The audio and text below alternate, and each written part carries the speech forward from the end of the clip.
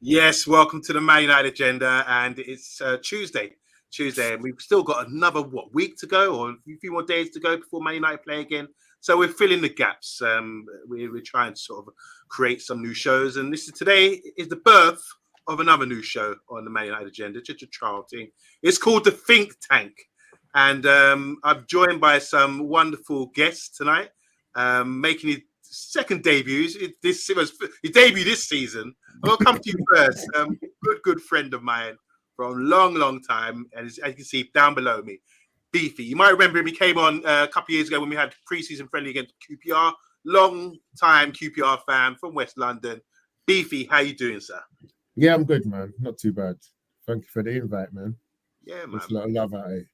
Of course, always love for you, Beefy. You know how it goes. Bath time, Mr. B. See, there's bath time, B, and Beefy. I'm the odd one out. The three Bs. The killer bees. I hope you don't attack me tonight, guys, or swarm on me tonight. Bath time, how you doing, bro? What's going on? Yeah, I'm all right. The storm has passed. I thought that my house was going to take off at some point. I was going to land in Mr. B's garden. Honestly, it's crazy. It looked like something out of Harry Potter earlier, like cows flying in the air. Like the big story is that like a wall's been blown down in the village. So you can imagine it's bedlam out here, lads. Wow. Okay. Well, you heard like the other day when we were talking, you could hear the whistling from my window. It was really blowing. And luckily, my house is not made of straw like yours up north. So the big wad wolf didn't blow my house down like yours. Mr. B, how you doing, bro? I'm good, man. I'm good, man. Yeah, man. You know, Jay's tops, man. Always got time for Jay and the drug mule now that we have on the station in Dora. So yeah, good, man. It was all fun. I learned quite a few things yesterday, boy. I was quite surprised, but yeah, big up, man. I'm all good, man. I'm all good. I'm kind of scared of Dora now after all that. So am I. So am I. I'm not even busting no gangster jokes with her, boy, because she's gonna be over it soon. No, waiting on the border for us. Nah, it's all right. So, guys, in the comments, we'll be coming to you soon. But Beefy, what's going on, man? I mean, look, just give me an update because I'm hearing some good things with you. Your coaching and tell me what you want to tell me about. Man. Obviously, my son's 8 years old. But yeah, I think the little transition where me and him just having a little knock around here and there through 4, 5, 6. And then it because I fell out of love with the game, really. Just didn't have no interest about playing. We all just packed up. We was, back in the day, we used to knock ball about a lot. We was always playing ball. But league champions, remember that, Beefy? Well, of course, come on, man. Was that in black and white? That was in black and white on Monday, yeah? I should have pulled the medals out. The journey's just taking me a little bit different. So obviously through his progression to football, I kind of, taken the mantle to go back to my old club where the heart is, back to the Harefield grounds, and started running the under-7s team.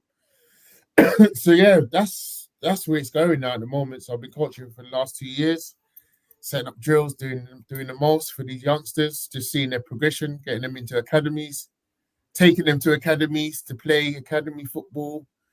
Yeah, man, it's been a mental journey, but very fulfilling one right now, where you can sit back and get results. Probably I think we've only lost 1 game this year. We lost 2 last year.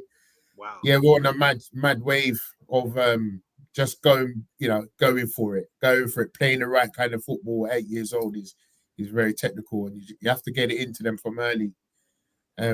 Helped by my son, because my son's kind of producing the goods as well. I'm paying for that, yeah. So it does help.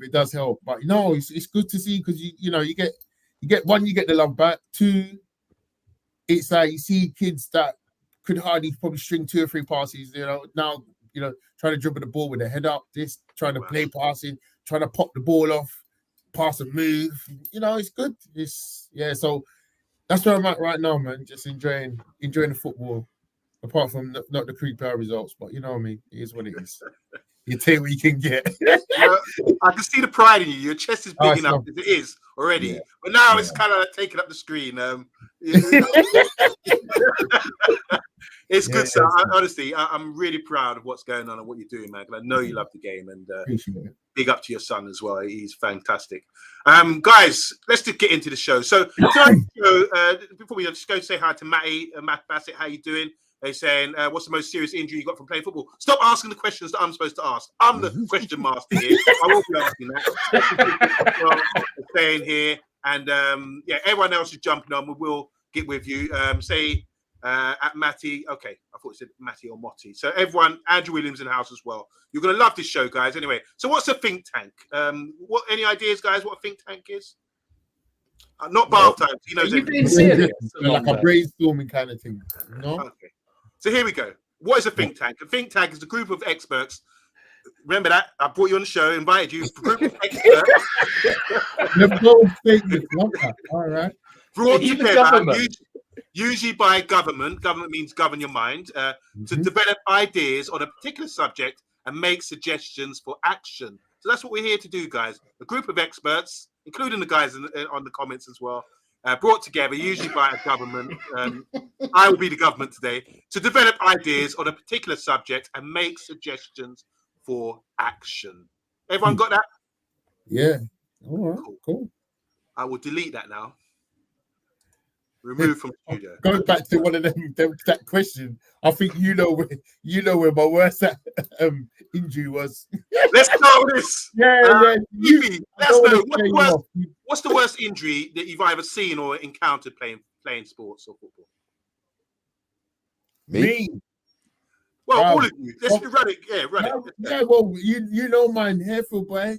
Yeah, on the stadium, went up. Said, I'm going to go and challenge this guy in the air. Gone up for a header. Got there. I don't know if I got there. Then I come down. Guy sweep my legs while I was in midair.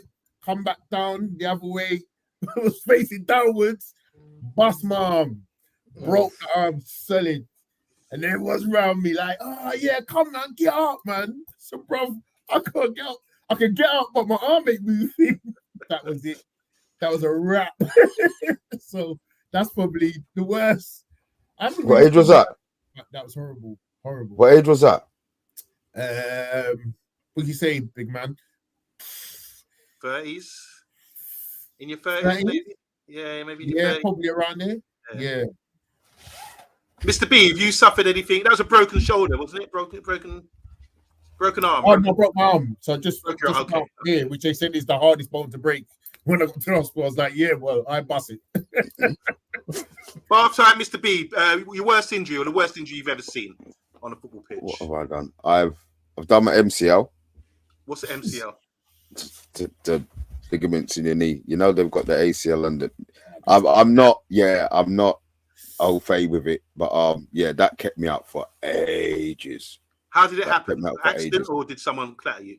No, somebody hit me, but you carry on playing, and then I could feel it, and then it was just like I just felt a pain go straight up, and that was me done. I didn't play for it. They kept me in a cast for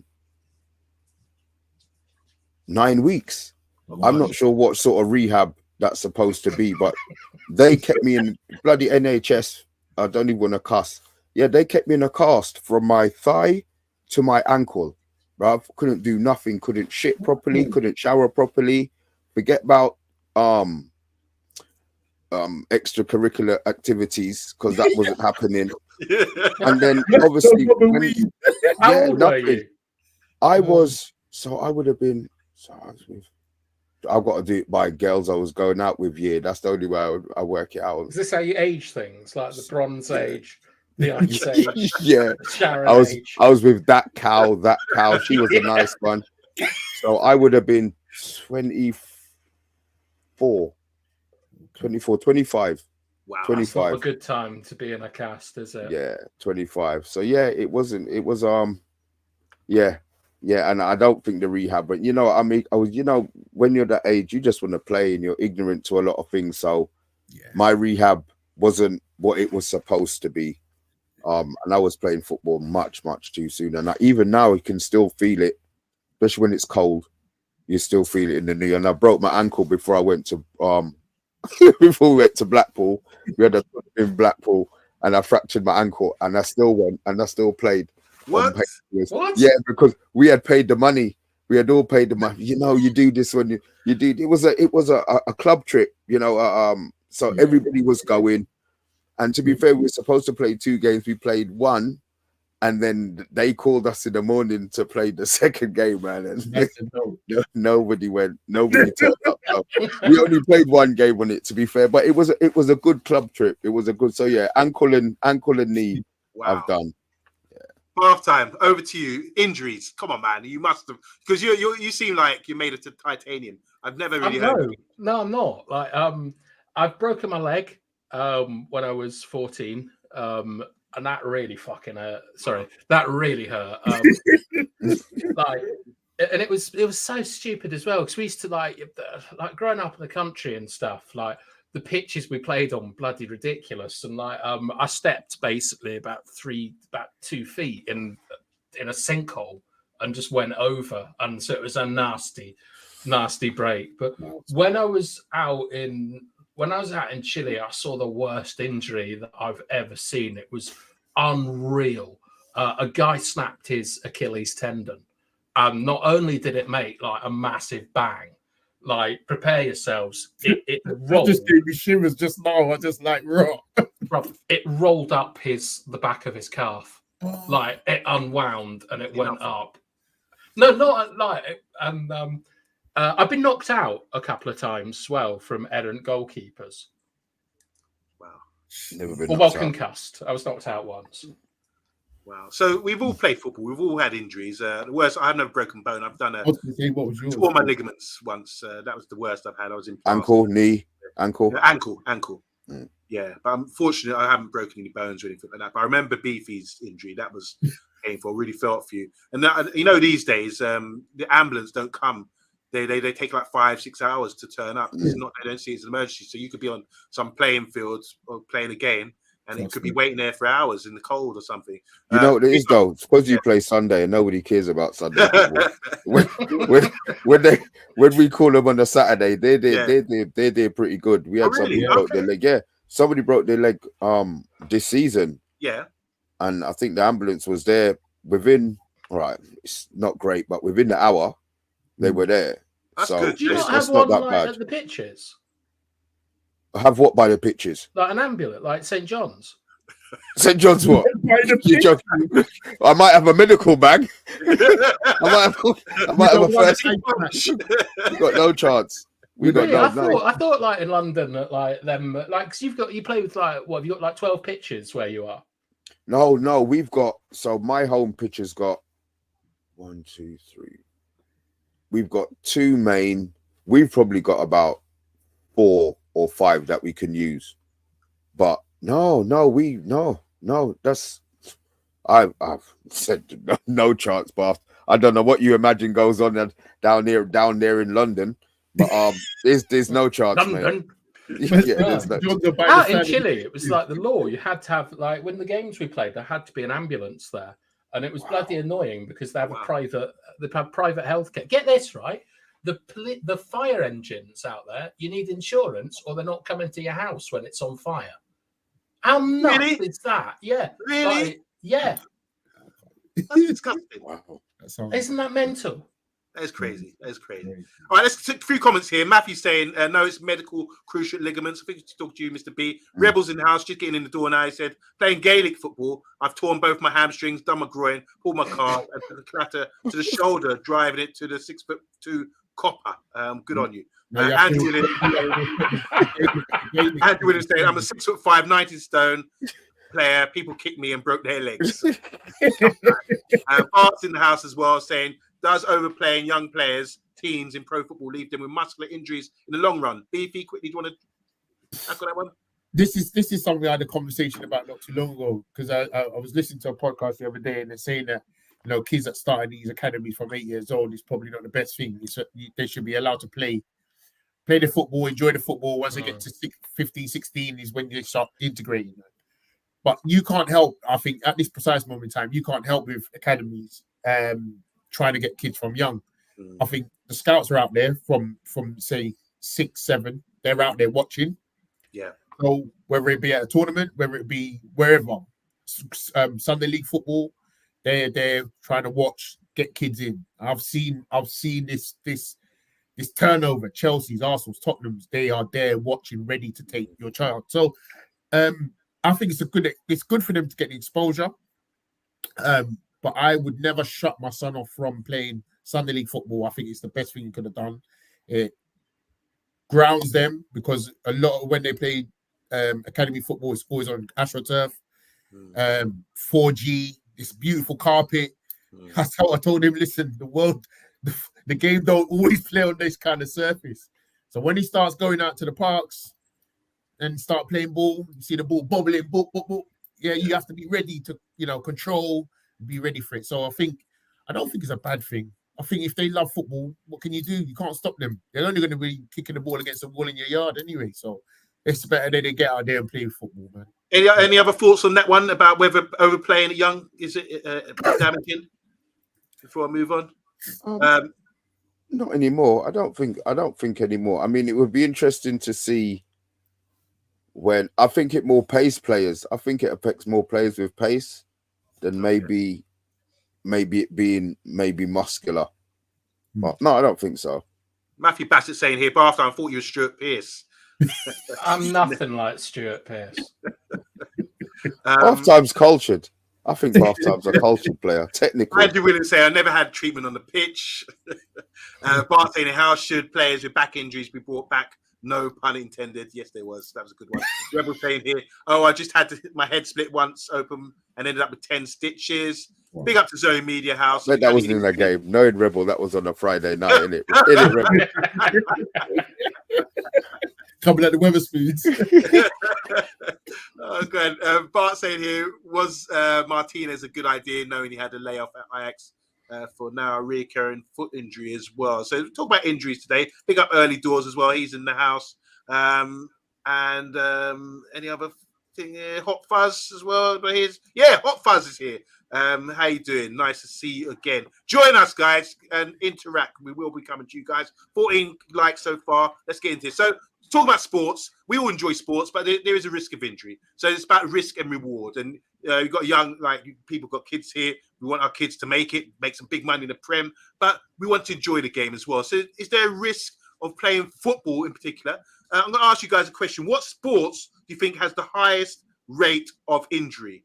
Just throw it out there, guys, in the comments as well. Just anyone on the panel. What sports do you think have the highest rate of injury? Rugby. It'll be something like polo. Polo, hurling. Oh, yeah. Okay. You think so? What, hurling? What's hurling? You're running around with a stick. They're running around with a stick. Hockey. No, that's hockey in the air, isn't it? Yeah. Oh. Hockey in the air. Oh, Lord. Any other thought? We've got one here from Andrew Williams saying American football, boxing, one punch, nose has gone. So what's the highest risk of playing a competitive sport? And where's football in this? Baseball's got a high one, hasn't it? From the way they throw the ball, like they get long-term injuries and that. Okay, well, let's go into and just quickly before, because I've got it all on one list here. What is the most dangerous sport out there? I said conkers. Again, we know about the conkers thing. Good one. We know about conkers already. And here's one: athletics. Yeah. All right, let's just bring this up. You've had your chance. You haven't really thrown much out. Here it is: sports with the highest injury rate. Basketball, sprains, tears, fractures. So imagine up and down, sport court, stop, start, squeak. You know, we squeak with the trainers, squeak, moving around, ligaments, that sort of thing. Basketball has a high injury rate. Rugby, that was from you, Mr. B. Thumb, shoulder, head, ankle injuries, hamstrings as well. Football. Thumb. Yeah, thumb apparently is high in rugby. Football, extremely high risk of injury at any level. So football is up there. I know it's it's most played sport, probably team sport out there, but it's one of the most high risk sports for injury. So any level, any age, you're going to get a high risk of getting injured. And as we know, I asked you guys at the start of the show, injuries, have you seen injuries? Have you experienced injuries? You all said yes. Notable mention for NFL, gymnastics, obviously, ice hockey. You talk about running around with a stick or skating around with a stick, either way. Boxing as well. But the most dangerous sports, I don't know if anyone's got this on their bucket list, but base jumping, bull riding, MMA. What's base jumping? I'll tell you now for free. None of them on my bucket list. Base jumping is like where you jump off a building with a parachute. Oh, no. Okay. Oh, you'd love that, Mr. B. No. I don't even do roller coasters now, bro. Since I hit 30, I've got so small. scared. Yeah.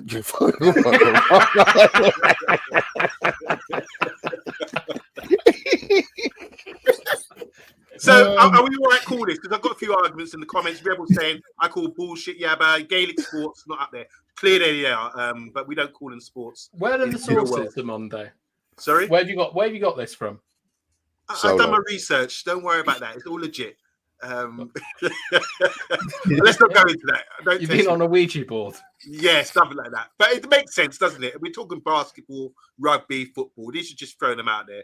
But football is basically, I'm trying to highlight here, football is extremely dangerous and a high risk of getting injuries. And I'm going to delete this now and just talk. I'm going to show you some injuries now. And tell me what you think, because this is football. It's a competitive sport. You can make a lot of money if you really make it at the highest level. Or if you're playing on a Sunday league like myself for nothing, having to pay to play, and you got a risk of getting injured. What is it really worth it? Is it really worth getting that injury? And we just had a guy come back from 2 years out, completely shattered his leg a couple of years ago, and he's just come back today, last week, and he's not the same guy. I mean, he's completely put on weight and just not the same as he used to be. So let me just remove this from the studio. So here we go. Let's talk about injuries. And do you know this guy? Yeah, I do now. It's got his name on it. Yeah. Oh, wow. Do you remember him? Look at the state of his leg. Do you remember him, guys? Coventry City. Coventry City centre back. Yeah. So back in, when was it? The 8th of April, 1996. He was playing for Coventry against Man United. Oh. And there was a corner kick. Yeah. And he went in full pelt with Dennis Irwin and ended up shattering his leg. His leg actually bent, the lower leg bent in half. That's how bad it was. It was so bad that Pete Schmeichel was vomiting on the pitch, and the groundsman had to come and put some sand over the blood that had been dropped. You know, so if you look at this guy, this is years later, obviously, that's his leg now today from that injury. And just have a look at this. It might be a bit gory, guys. Just keep in mind, but we're trying to highlight sports here and the risks of playing sports. Just remove this from the studio. So here is the actual incident. And if you're not a bit squeamish or whatever, turn away now. But here we go. This is what happened that day. Back in 19... It's a Monday, man. Okay. Now, that just shows you it wasn't malicious. As you can see, it was just like a 50-50. They've all gone in. But the leg has absolutely snapped in half. Yeah? Enough of that? Yes. Enough of that one. Yeah. Comments, guys. That's rotted, isn't it? Poor guy. Yeah. And it wasn't intentional. No, it's unfortunate. He's just gone in. They've all gone in. You can see this format. Yeah. There's all gone in. So what happened after that? I'm surprised it doesn't happen more in like a contact sport where everyone's charging in. Like, it always surprises me that, like, I saw the other day, I can't remember who it was, watched a football match like on Sunday. Some guy just stood on someone else's leg. Like, it should have been a red card. It was a red card. It was VAR'd. I think it might be Nottingham Forest. That was just horrific, and I can't believe the guy's leg didn't break. It's just incredible how like players can just sort of go at it for 90 minutes and walk away with like no injuries. It doesn't make sense at times. I mean, I suppose it's petulant behavior when you got the likes of Roy Keane and when he done Haaland. You know, he that was just ridiculous. Them kind of things there, where you're maliciously going to hurt someone. I think it's unforgivable. Them kind of things, man. Man should have got to string them up afterwards. Listen. There's a difference though between hurting and injuring the player. Between a tackle, which is just a coming together, and one person comes out with an injury, or listen, I'm going to hurt you. Like that's where it's completely on the borderline for me. I can't accept that kind of behavior. Beefy, to be honest, this is a Man United channel. We don't take Roy Keane slander on here, you know. I was trying to bring the Man United. Right, Mr. B, what about the other way round? What about Gaza? Like, did Gary Charles? Gaza just like to grab Forest and do kind of mad stuff. But... Was that the Forest Gaza, one? like, do his leg trying to tackle someone? Yeah. There was that the semi. Was that final? It was actually in the final, the FA Cup in 1991. He went in. He was having a mad game. He had he could have got sent off. He was running around like a headless chicken. No one calmed him down. He could have got sent off minutes before that, for giving a kick in the boot in someone's chest. And then he went to close down Gary Charles and went in and took him out and ended up getting injured himself and basically maybe finished his career that day. Andrew Williams saying here, Gaza did his ACL against Forest in 91. Yeah, most certainly. Guys, I mean, look, is there a responsibility on players not to injure other players when it's that serious? Because let's go back to David Buss and have a look at that leg. That's him today. This is him today. I wonder if a gangster, you know. I swear. You didn't even warn. You didn't even like give anybody a warning about. Oh, this might be a bit graphic. Amanda just come straight. Pow, pow, pow. We're going to get demonetized for this. It's like there's a responsibility on players, isn't there, to do something? So, do you think? Because I always complain about they're taking tackling out of the game. We want to see that. A lot of us like the old 90s football when people were going in hard and challenging the man's game, they would say. But Bartha, you mentioned something interesting earlier about you're surprised there isn't more injuries in the game. Is that because they sort of toned it down by giving you red cards, people more even for studs up challenges, something that wasn't happening some years ago? No, it's just it's almost a bit like sometimes I wonder how you sort of score from a cross. It just seems like improbable that when the ball the ball has to be played in the right place at the right speed, and the guy's got to get there. It just doesn't sort of, when you think about it logically, it doesn't kind of make sense. And when you've got like 22 men on a pitch all the time competing for a football physically, you'd think that there would be like more injuries. But I mean, all the most famous injuries, I suppose, always look a bit stupid when you look back at them. Like they could have been easily avoided. And obviously, like, are you going to bring up Goy Kachir at any point? No, I'm not. But you can tell me about that because Butcher of Bilbao. Oh, like, of course. Maradona. Yeah, he's got the boot on his mantelpiece, like that did Maradona. So like it's all like, so when players go for a man, you can definitely hurt them. Like, I mean, even as a United fan, we remember like Ashley Young going for Di Maria a couple of years ago, smacking him in the sideline. But I just get confused about how there's so many ways to hurt yourself on a football pitch. And yet 99% of the time, everyone walks off without anything major. But what do you think the punishment should be for a serious foul play? Because red card is not going to change someone who's been like David Buss. Going back to David Buss, the guy we saw there looks like a shark victim, as I'm saying there. He had to retire because when he had his operation, his leg got infected, and that's why it's so bad. Because a lot of players break their legs and end up playing again. Might not be quite the same, but he's the one got infected. So it wasn't necessarily the fault of Dennis Irwin or anyone like that. He could have come back, but his healing process was ruined by that infection. So what do you think a red card is good enough to sort of, if someone's trying to take you out? But how do you know if it's if it's malicious? All right, fair enough. In the way that football is now, if you went into somebody on a knee-high tackle, then yeah, you could say. But Vinnie Jones did one. They showed a rerun of a game where Cantona was running through the center of the pitch, and Vinnie Jones did one, and he got him in his knee. Like, he went through him like knee-high. Yeah. If that was done now, then all right, you could say that was, it's a different time. So all right, you can say it's malicious, but you don't really see, the Roy Keane Haaland type tackles. But Mr. B, like you said, if that was done now, what should be the punishment? What would they give him? In the game, you can't get the highest is a red card anyway. So what And a else? 3-game ban. Why if you're going to make something up, the red card plus 4-5 match, which he's going to get 3 match ban anyway.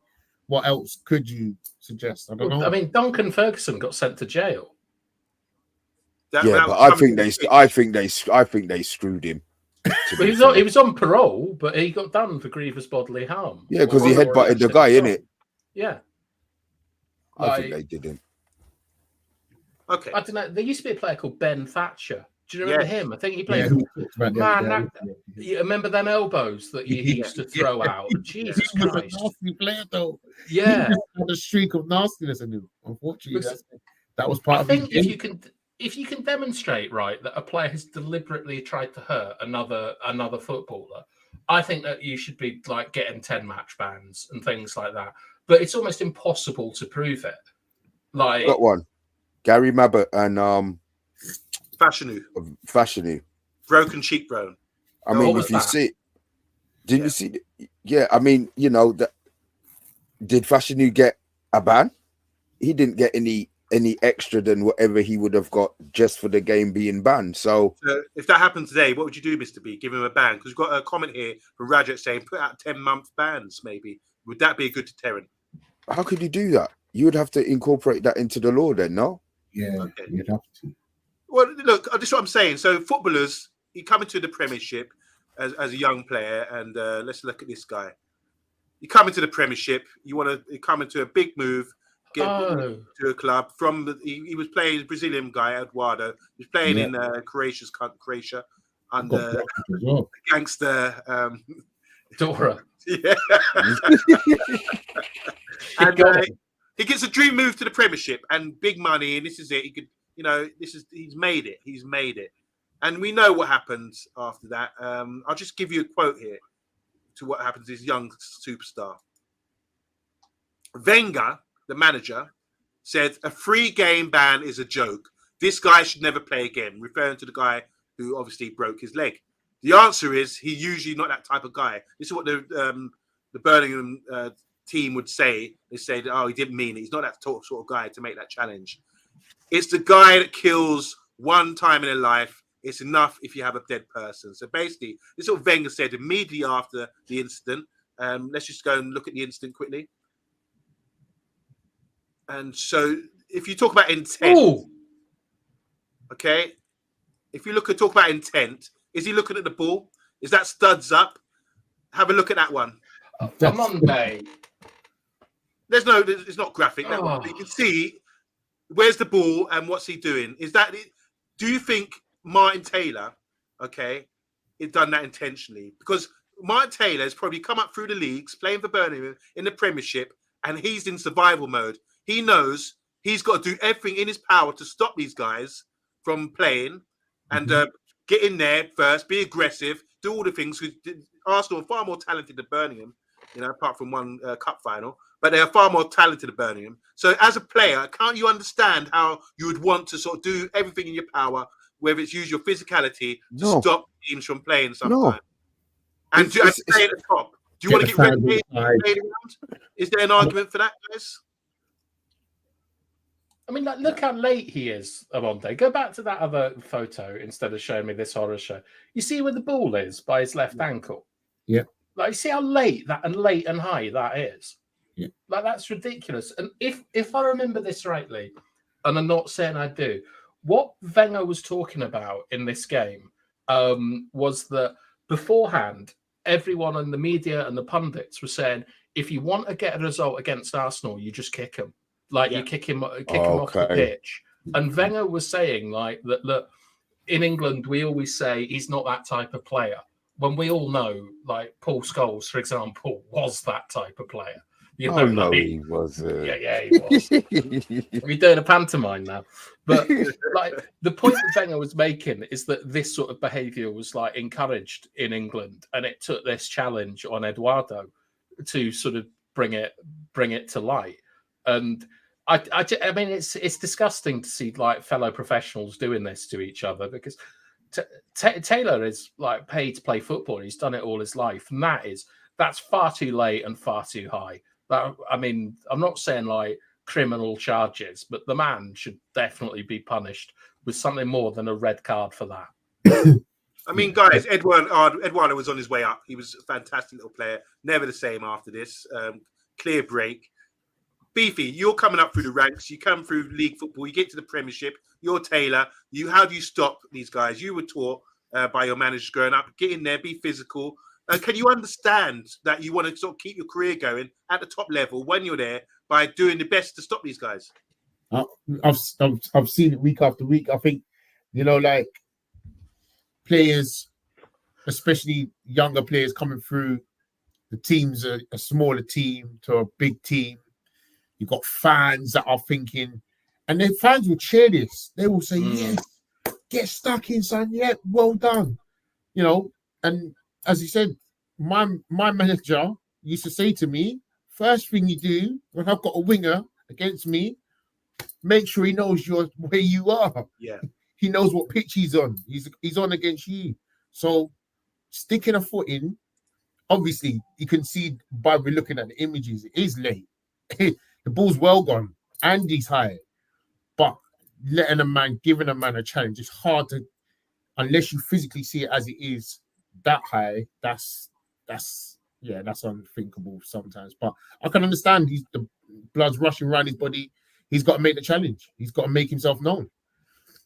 So I can sympathise a little bit, knowing that being a defender myself, I could definitely sympathise, but it's borderlines, isn't it? It's borderlines. It's hard. Horrific, isn't it? You can't get every challenge right. That's what I say. Yeah, I'm just going to go through some comments because a lot of people talk about this, but talk about bans and what should be the punishment and kind of things. And Matthew Bassett saying it, make the ban the same amount of time that the player's injured or will be out for. Good point. Boy, you know what? That's not a bad shout. Yeah, but I get it. But, all right.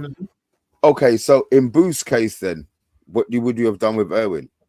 I don't think that was intentional. There's a difference. That's why I had the two there. There's a difference between this one. If you see the Booth one, go and see it live. But can you prove that it just wasn't mistimed on Monday? You can't. We will all as pundits will say, "Oh, I knew he did him." There's a few of them who say you can tell from whether if a player is going to do him or whatever, but you still have to prove it. And so these players are then losing their what's the word? Their source of earnings or whatever because of somebody else's opinion. I mean, we're having this trouble with VAR at the moment. Can you imagine how much headache it would cause? Yeah. So it's definitely saying here mistimed tackles. First of all, she said mid-time. That's mistimed. OMONDI in the first pick, you can see the bone sticking out. Yes, you can, Jeff.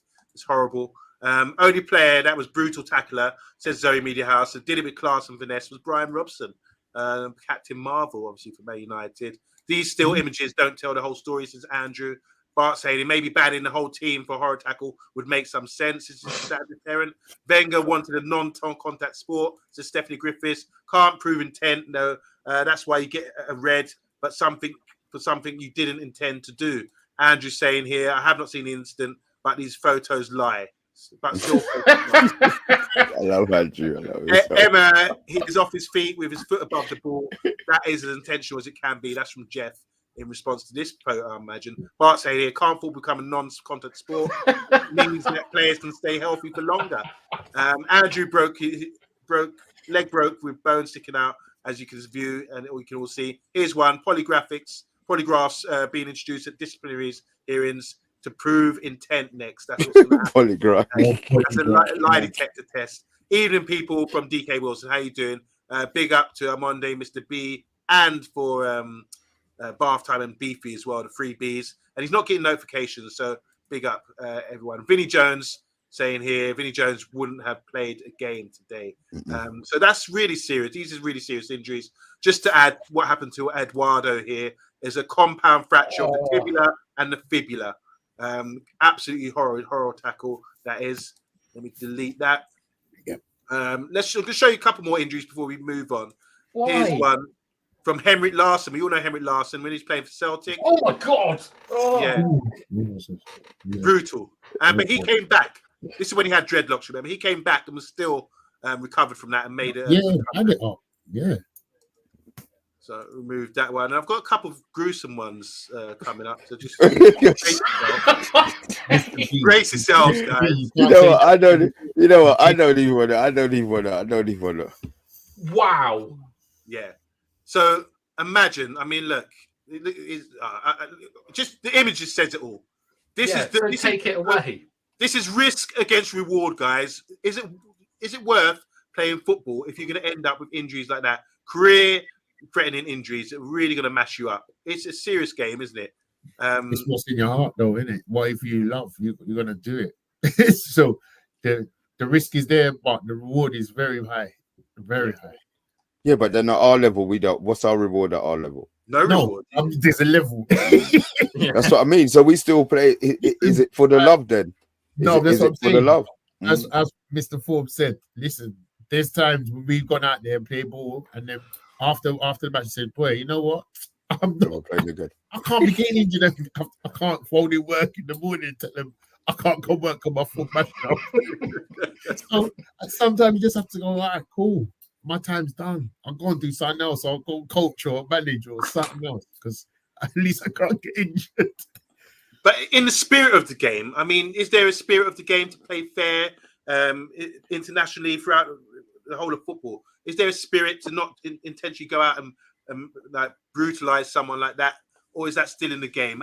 Do you think they've taken the right steps to sort of reduce these major injuries that we're seeing? What steps have, like the tackling, the studs up kind of tackles, the red cards for that, VAR as well? Do you think they're going in the right direction with this, managing that, or do you think it's becoming too softy soft?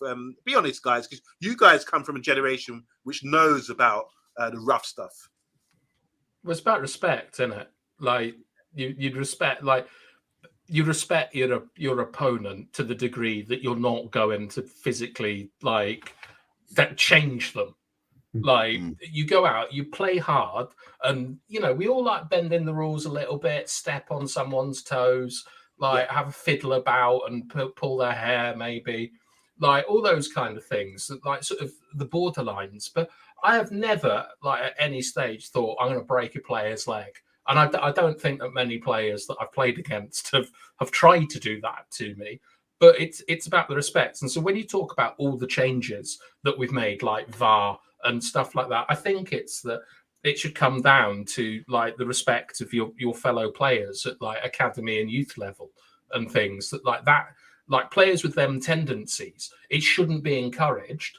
It should be sort of taken out. You keep the fire, like you keep things like Rooney, for example, typical street footballer, all arms and tits, but you can't have them going around breaking bones and things like that. And I personally think it's about the respect for the people that are on the pitch, that have trained, that have gone there or have got up and got things to do.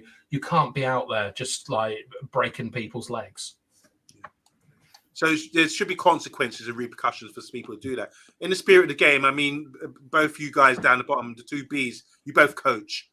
Do you actually incorporate that into the game, or do you actually, when you're bringing these like Beefy, you're doing youngsters, you're doing grown men, Mr. B?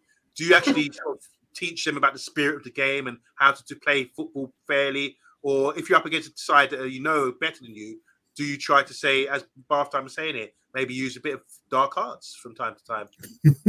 No, I'll be honest. I think when I was younger, I was a dirty bastard.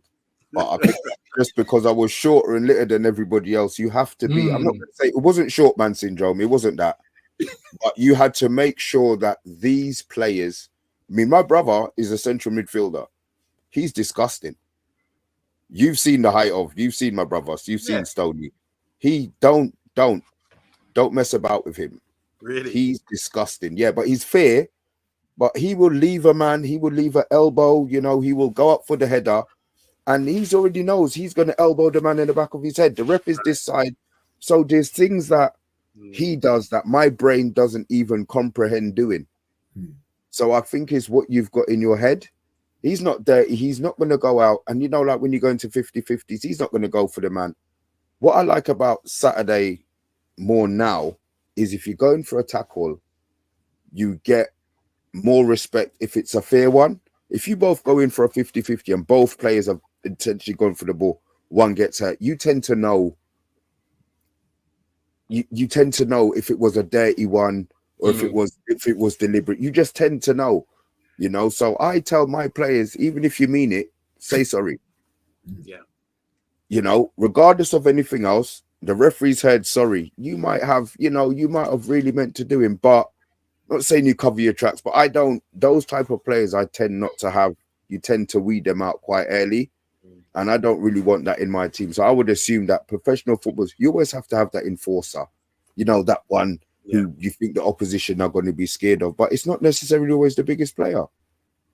And Beefy, I mean, you're doing under sevens now. That's a great learning age for children, isn't it? To learn. You got a lot of psychos in the under sevens. Let me say something. I would never tell none of my players to do anything. Their parents would have probably bring them back. But to be fair, I think I've got one kid in my team who's I love him to death because he's got such passion, and his game is built similar to how my game is built. Loves a slide challenge. You know, when the weather gets wet, he's going in, and 9 times out of 10 or 8 times out of 10, he's getting the ball. But it looks malicious, and he's found it because he is that kind of defender, kind of player. He's able to pull shirts, and I'll tell them, like, obviously you have to hold your own structure. We do some stuff with training where you've got parachutes on your back, so you basically run in and you've got parachute on. So that's we always obtain that to say, if a player is dragging you back, you have to be able to keep your momentum flowing, regardless of you being pulled back by a shirt. But yeah, I'm not going to tell none of them to maliciously kick anyone. But back to what Mr. B said is, yeah, when I was playing ball, that's how it was. You know, I was quick, and generally 9 times out of 10 I had a week, and that was quick. So we're going toe to toe.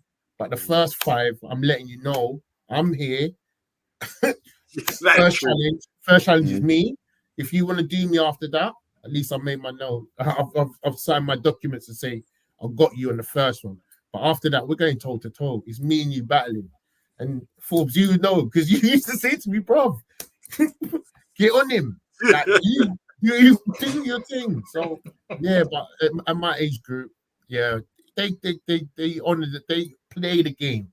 I keep telling them, you know, from now, if you enhance it from now and engage it in your lot's brains to move the ball. As soon as you've made the pass, you move and play. So the changes are all the positions are all interchangeable. If Beefy, if you had an opposition player who was going through your under 7s, under 8s, this is something, because my son plays football, but he's under 10s.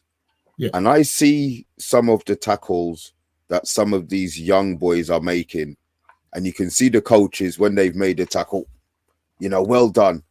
And I'm thinking, I won't teach my son to play like that. But what do you do to stop your players from maybe overreacting in regards to maybe not so much retaliation, but maybe being more scared to go in for the tackle because this guy's big and he's intimidating and he's going through the tackles? What do you do to tell your kids?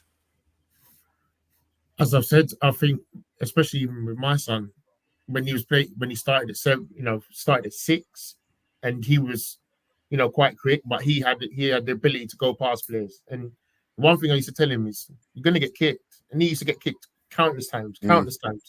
So I tell them all, you're going to get kicked, but what you do, and similar to what you said, if you know you've done a bad tackle, you go and shake their hand. I always make them do it. I physically make them, or I walk on the pitch and tell them to go and see the other guy, and go and shake his hand, say sorry.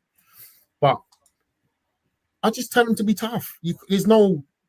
For me, I just always portray what I like to look at as that no one's here to be a wimp. There's no point crying about it, because this is football. This is all part of the game. Some tackles are flying in. It's not to be accepted. or you go and have a chat with the coach and say to him, look, tell one of your kids to ease up a little bit. But it's part of the game. What can you do? You can't stamp it out, because they're young kids, they're learning their trade. Some of them, and as I think, I don't think none of them are maliciously doing it. Some of them are just late. They're just late in what they're doing. So what about, guys? What about the psychological effect? You've all been injured, but has it damaged your way? Like you broke your leg, or after you broke your leg, did you go into challenges after that?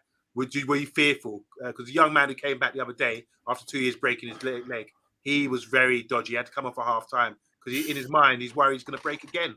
So that's the damage it can do. And also when you have the psychological thing, when you have a big guy on the pitch who's going around, elbowing people like your brother Stoney, or or an enforcer like that, you have to be mindful. You're always going to be aware of him wherever he is, because you know he's going to come through and give you a lick or something. But the good thing about football is that after the game, everyone seems to shake hands regardless of it.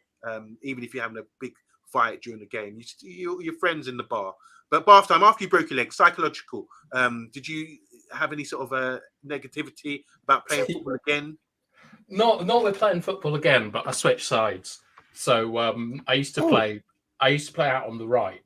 I was left-footed, but so I moved to the left so that I could get my right foot. I could get my right foot across to protect myself.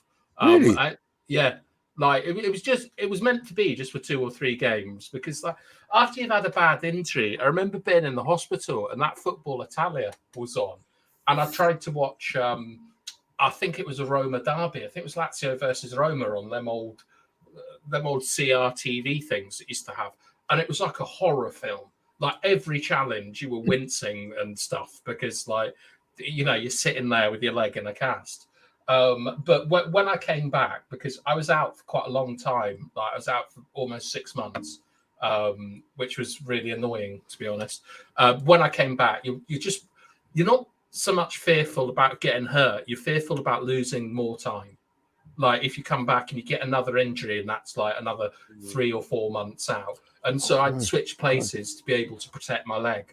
So because you at the time, 14 or 15, I was really small, hadn't grown yet. And like OMONDI was saying, you have all these men out on the pitch, but their job is basically just to duff you up. And you have to learn how to deal with those kind of people. You need to learn how to shield the ball, shield yourself, use their own strength against them. So when I used to play against the young farmers, you could hear the breathing before the guy would get there. It was like a bull coming towards you. And you just do you know what I'm talking about, BP? We know a guy who did that, don't we? We know one guy that was doing that regular. But lucky for us, he was on our team. But I think we're just talking about this guy. But it's like that bit in Jurassic Park where you see the water shaking. It's like 30 seconds before they get there. You know it's coming. So you got time to look after yourself. And when you do have a guy running around who's all elbows and things like that, you kind of not only have you got to sort of protect yourself, but you've also got to get stuck into him a little bit. He can't be having a free ride out here, running around hurting you. So, when I was young and inexperienced, I didn't have the greatest respect for my fellow footballers, and I always used to occasionally deliberately miscontrol a ball and then lunge into it to get them, which is a horrible thing, and that quickly got coached out of me. But you do need little. Like the way Mr. B's talked about Stoney, about getting your elbow up on the blind side and stuff. You do need these things in your armory in order to sort of calm down these bulls on the pitch, or they'll just tear through your team. You got to step up and sort them out. And that's probably, Beefy, one of the problems with sort of 7 and 8 year olds is that a lot of them are learning how to deal with this at the moment, the more physical side of the game. I'm not saying some of them don't have the heart for it, but it is difficult to take when you're getting regularly beaten up on a football pitch, how to deal with it emotionally and physically. Yeah, no, for sure. I agree. But it's all part of the journey. That's why I look at it. It's part of the journey. So what do we do with football now? We just have to accept that injury is going to happen. It's one of the highest risk of player getting an injury in any kind of sport. You're out there running, muscle injuries, tears, let alone getting clattered by somebody. And you don't necessarily have to get clattered by someone. You could be playing on in a sinkhole or something like bath time and get your leg with it. Yeah, and broke your leg. You see, it can happen anyway. But we love the sport, and I think we just continue playing. But I do think they're taking the right methods to sort of reduce these things. You don't want to let down your teammates by going studs up, even though sometimes somebody studs up. I don't think they're intentional or going to damage anybody. But you don't want to take away the physicality of the sport because it is a physical sport. You do want to keep that kind of contact there. So that was all about injuries. That was all about football. Good discussion, guys. One more little topic we're going to discuss quickly now. Can I just bring one thing up, Amondi? Yeah, go ahead. Which is like after your sort of career is done, because like I knew a guy out in Chile who had a really, really bad injury, and he hasn't done particularly well in life afterwards because of the pain and stuff like that he got from his leg break. He kind of got overly reliant on painkillers and sort of self-medication and things like that. And I think that alongside like dementia and head injuries, like one of the things that football can get better with is looking after people that have been forced out of the game through injury. Like I think it's really important, that stuff about painkillers. I've seen a good guy get down a bad road. Wow. Yes. Good shout. Good shout. Okay, guys, let's move on. Next one is this. I don't know if you heard this the other day, but Ronaldo's been chatting about his Saudi league, and we're going to talk about that too. Here's a quote. Ronaldo, this is the French league. Cristiano Ronaldo said Friday that the big spend in the Saudi Pro League is already better and more competitive than the French top division, League One. Asked where the level of Saudi top tier is, Ronaldo responded on stage, to be honest, I think Saudi league is not worse than the French league, in my opinion. In the French league, he said, I think you have 2-3 teams with a good level. In the Saudi, I think it's more competitive. They can say whatever they want. It's just my opinion. And I played there for 1 year. I know what I'm talking about Saudi. But I think right now we are better than the French league. We still improve. Guys, I mean, is this I've wrote here, this is a diss. Ronaldo's gone for the money. This is a new league. How can they already be better than the European league that's been going for ages? And what a disrespect to the French league. But we're going to talk about French football, because should they be that poor? I don't know. Comments on Ronaldo's comments here, guys. What do you think about what Ronaldo's saying here? Is he being honest, or is he just back getting paid to say something? And what do you actually think? Have you watched the Saudi league? Do you really think that the league is a better league than the French league at the moment? Over to you guys. Why are these men all leaving? Everyone wants to jack it in. Yeah, they got their little bit of corn and they're ready to come home. You know what I mean? Henderson won't leave. Benzema won't leave. Yeah. You know, everyone wants to jack it in. So he's talking absolute twaddle there.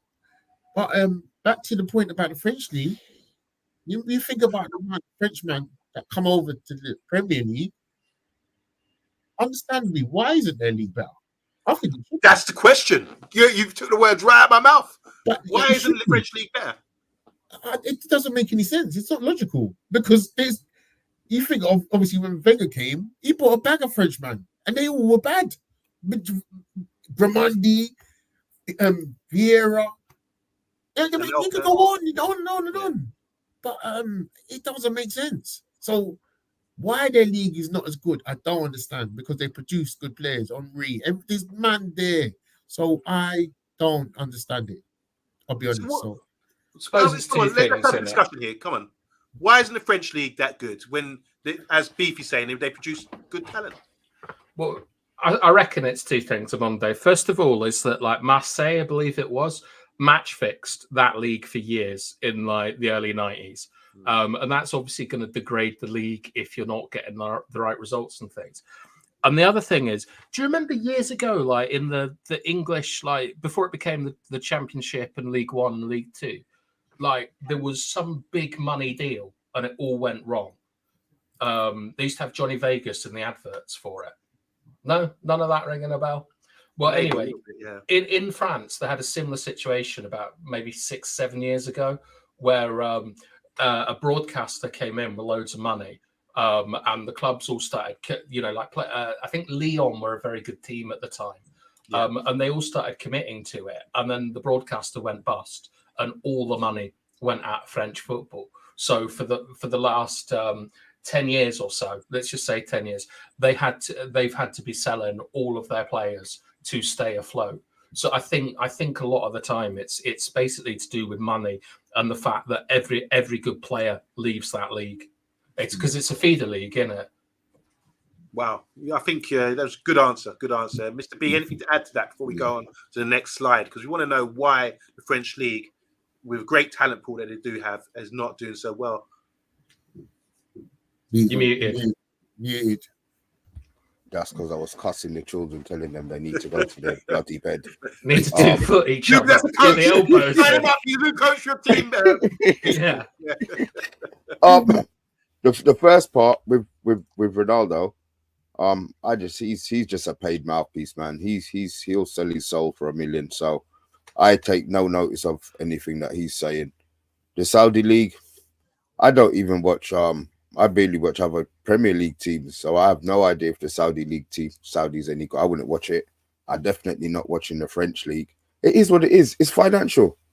It's financial. If they could keep all of their players, then maybe it would be a better league. But as soon as anybody becomes good at any age, they're taken, and the French players seem to be the ones that are pretty good at the moment. So they keep on taking them. They've got no chance. That league's never going to improve. So, quick question: who produces the best players, talent pool players in Europe? What nations? Spain. You say Spain. Anyone else? Africa. England. Europe. Oh, Europe. England have got a batch now, Yeah. but I think consistently, you've got to look at, you've got to really be looking at Spain. Spain, Germany France, are dead Italy. now. Spain, France, Italy. I mean, Italy. Traditionally. Okay. I mean, Italy haven't done nothing for the last few years. To be fair, The Dutch used to do some mad players back in the day, but yeah, they fell off as well for a while, I think. To be fair, Croatia has produced some outrageous players for a country that small in the last 20 years or so. Yeah, actually. Okay, let's get a slide up and have a look at this. Why do French clubs produce the best players, yet the clubs don't win many UEFA trophies? Now, this is amazing, isn't it? They produce some fantastic players. French clubs in Europe, they've been in 16 finals. This is UEFA Cup Winners' Cup, Champions League, European Cup, all these fair trade, whatever, not fair trade, Fairs Cup, whatever it used to be. So they've only been in these. What are you talking about? Do you remember the Fairs Cup? The Fairs Cup is in. That's the one that's not a tournament. That's the one that Newcastle say they won, isn't it? Well, any European trophy. So over the years, French football, French clubs.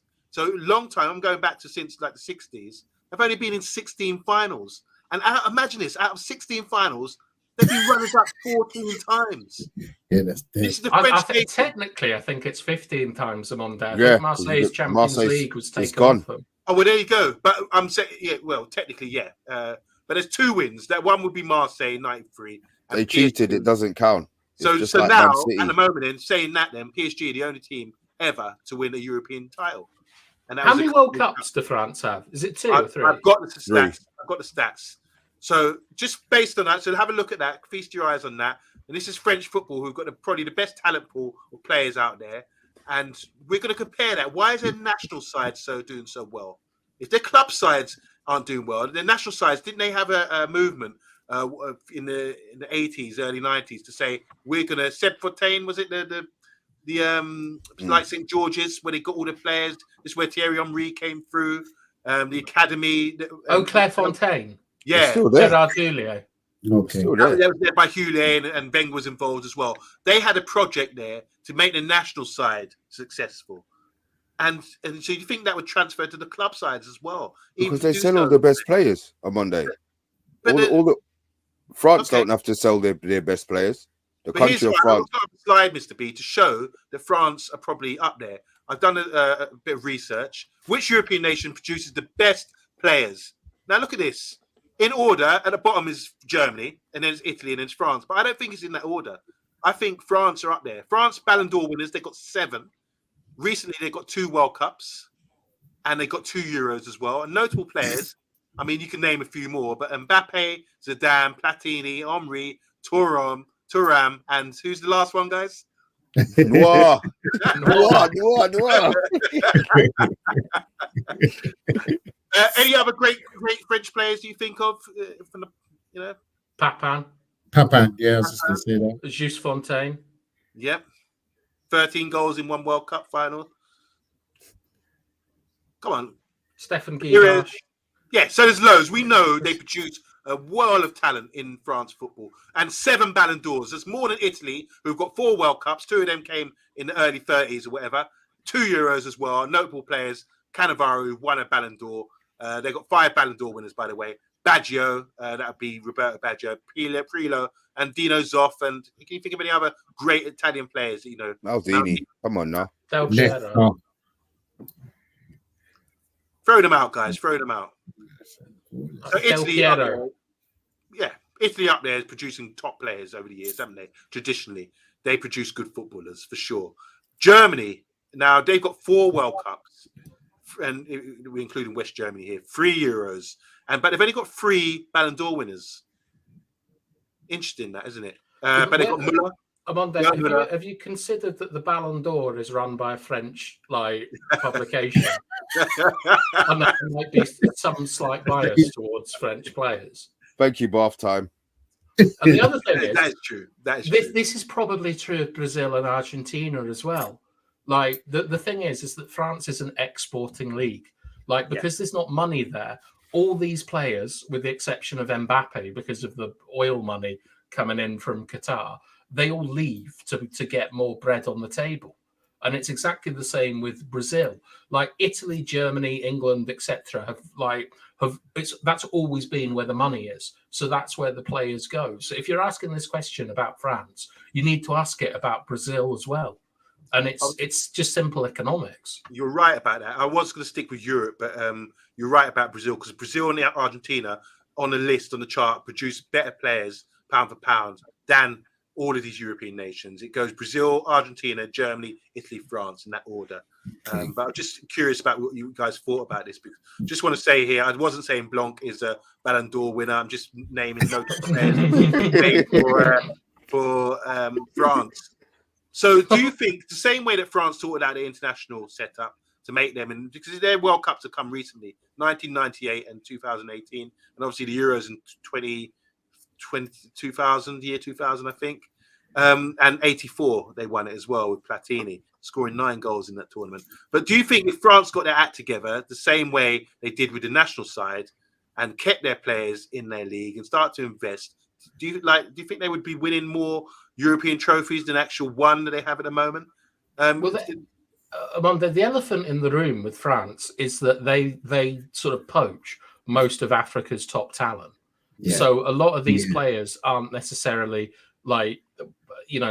from France, like living there and things like that. Like, I mean, Zidane was, I think he was Morocco, he's Algerian, wasn't he? Essentially, that's right. And things like that. And Mbappe, I mean, his brother was born in Cameroon. Like, it's not like he's a 3rd generation immigrant, and stuff like this. So France just they take a lot of talent, and what they've kind of done is from their old colonies, they've got pipelines to get the best players into France. And so you're kind of looking at a similar situation where Brazil is not too far off the size of Europe, in terms of how many people are there and things. And France are nicking the best talent out of Africa. So I'm not completely sure that if they concentrate on their own league, it becomes a super league. The thing is that you've got to stick money into the leagues to get the best players to stay. It's a bit like Saudi. Right. After just smashed that with it's like they got the pipelines just there ready made. Just come through, and then we'll give you that passport. You say you're French, you're good, everything's nice. So what's it going to take for them to get the clubs football to sort of say, let's get more European trophies? They've tried it with PSG and they still can't seem to win a Champions League, They had Lyon. Lyon was a great side a few years ago. They were winning 8 or 9 consecutive titles, but they weren't winning it. So is Ronaldo correct? This all comes back to what Ronaldo says about the Saudi league, a year or two old, that they're actually better than the French league. No, he didn't say that, though, does he? He says, what he says, to be honest, I think the Saudi league is not worse than the French league, in my opinion. Yeah. So he's saying that it's comparable, and then he also says it's more competitive, essentially because PSG just win the league like every year. So I mean, Ronaldo is made no mistake; he's been a shithouse here. Like he knows exactly what he's doing. He's having a little pop at Messi, and he's entertaining himself. But when you look at this, he's not actually dissing the French league. What he's trying to do is big up the Saudi league, saying that it's on the same level as the French league. Yeah. Okay. Between the lines, my brother. Yeah, what's it going to take then? Don't you think they should invest in the clubs now? Because I think no matter what we say about it, even before the corruption and that kind of thing, French clubs were not winning in Europe. So French football, is it the country's not involved? The country aren't behind the football? And they prefer rugby or other sports in France? Do you remember in '98 they were trying to promote, the tournament? The tournament. Yeah, the tournament. Very good. Very good. The Tour Blanc, as someone they calls it. When you started talking about all them cups before, I was thinking, Latour, that's all was going through my head, Latour Noir. That's very good. Yeah, that was but Monday, it's money. Yeah. It's always money. Players go where the money is. Like in the economic standards, you call them Veblen goods. That means that like people will always pay the most money for them. And if you're extremely good at football, you're like free market forces will say that you'll go to the place where the most money is. And that is kind of what PSG have done. They've attracted some of the best players in the world, but they haven't managed it properly. And maybe that's because the league isn't competitive enough to sharpen them. Like a lot of people think that one of the reasons that Argentina won the World Cup is Messi was on a 6-month training session at PSG. Like he wasn't really sort of like having to deal with physicality, take games off and stuff. But like if you're playing in England, every game is an absolute war. Like, Luton or Bournemouth will give you a big fight. And it's because of the strength of our league, but mainly because of the financial strength. Like it's if you take Barcelona and Real Madrid out of Spain, nothing there. You take Bayern out of Germany, nothing there. Same with Juventus in Italy, to be honest. It's all about money. And if you want to get the French league really competitive, you just have to pump money in so that the players come. And it's as cynical as that. It's all about the money. Yeah. That's what it boils down to. You all agree, guys? It's all about the money in sports. So in conclusion, I mean, we talked about injuries today on the think tank. I don't know if we resolved anything, but we tried our best to come up with some sort of explanation for what's going on in football with the tackling. We've seen some brutal injuries. We don't wish that upon anyone. Yeah, we have. But this is part and parcel of the game. And like money is part and parcel of the game as well. This is what happens with football. I would love to see. What I really want to do one day is have every league don't have any foreign players, and you have to win a Champions League based on your nation. So the Brexit League. Yeah. Steaua Bucharest, Porto won it. Celtic.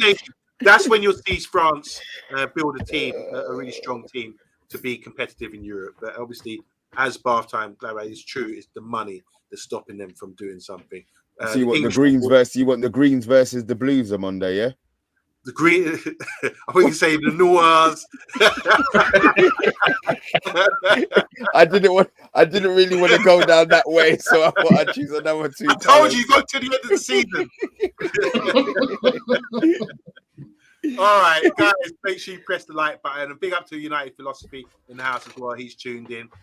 Guys, skins versus shirts, says Andrew. That's a good one. We used to do that. So, would Busby and Fergie be considered foreigners then, OMONDI? Who knows? I'm not going to answer that. All right, so have you got a pencil behind your ear? I've got a pen somewhere. Other one. Oh yeah. Yeah, I've just noticed that. A good work. I've been taking notes. It's a mental note. It makes me look more intelligent. Yeah. Anyway, so that was the think tank, guys. We discussed a few points. Next week we'll be back with some more subjects and an expert panel again.